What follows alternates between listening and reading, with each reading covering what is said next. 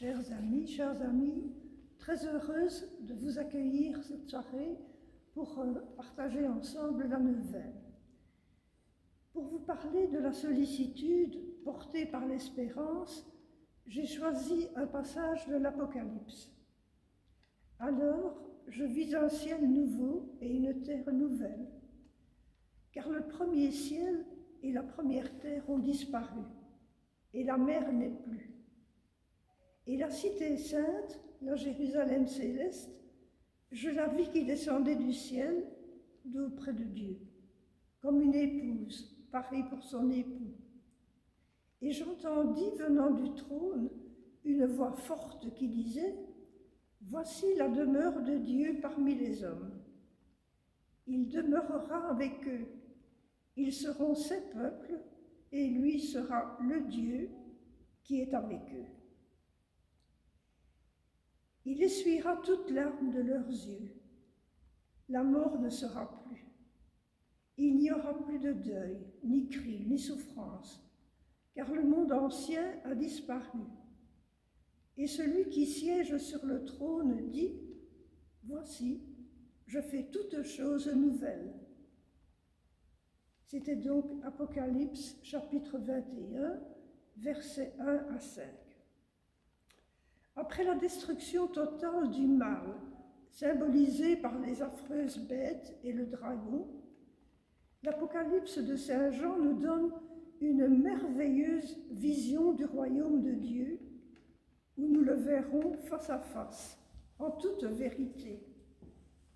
Merveilleuse vision d'une création nouvelle, sœur jumelle de la toute première création, où tout n'était que beauté, vérité, bonheur.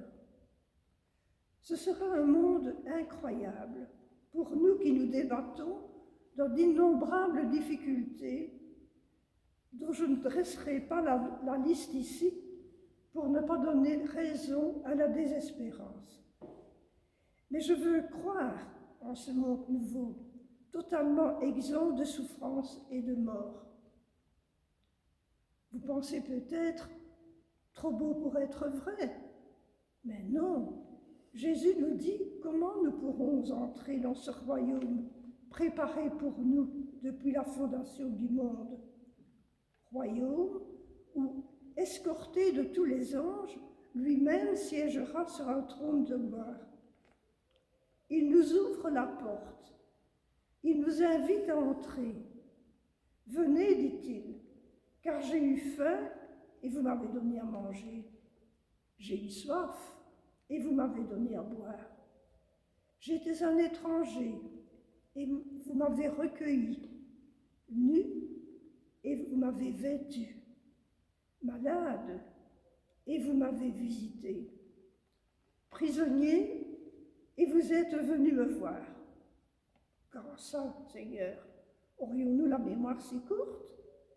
Alors Jésus nous explique, dans la mesure où vous l'avez fait à l'un de ces plus petits de mes frères, c'est à moi que vous l'avez fait. Matthieu 25, versets 35-40. Avouons que dans ce monde-ci, les occasions ne manquent vraiment pas pour répondre aux exigences de Jésus et obtenir ainsi le fameux sésame qui nous ouvrira les portes du royaume. Car la bonne nouvelle qu'il nous a révélée il y a 2000 ans se réalise maintenant sur cette terre. Il n'y a rien d'autre à espérer. L'éternité de bonheur que nous promettent les Écritures a déjà commencé aujourd'hui. Regardons autour de nous toutes ces personnes qui réalisent le projet de Dieu pour l'humanité.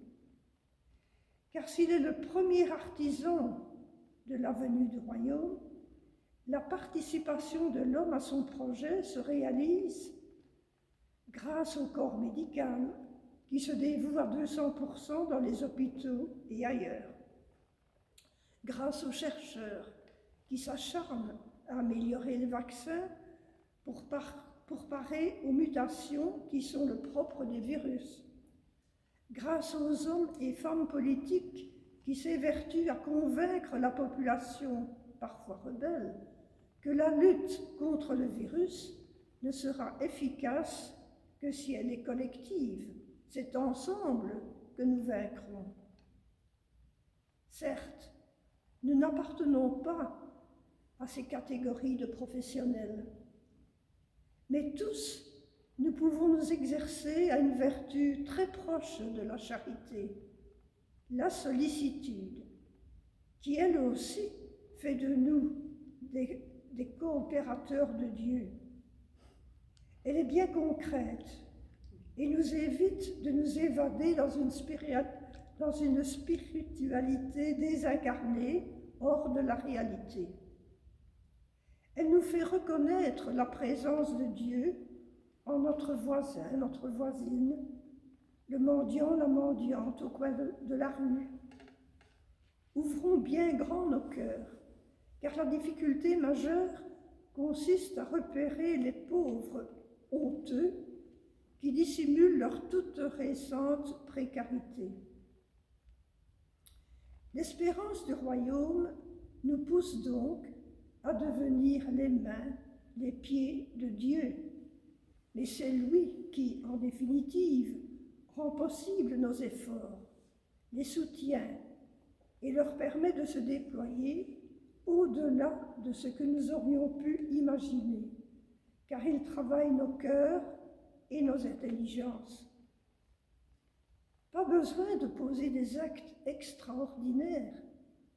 La sollicitude peut s'exprimer tout simplement par un sourire, un coup de téléphone, une proposition d'aide ou un service rendu.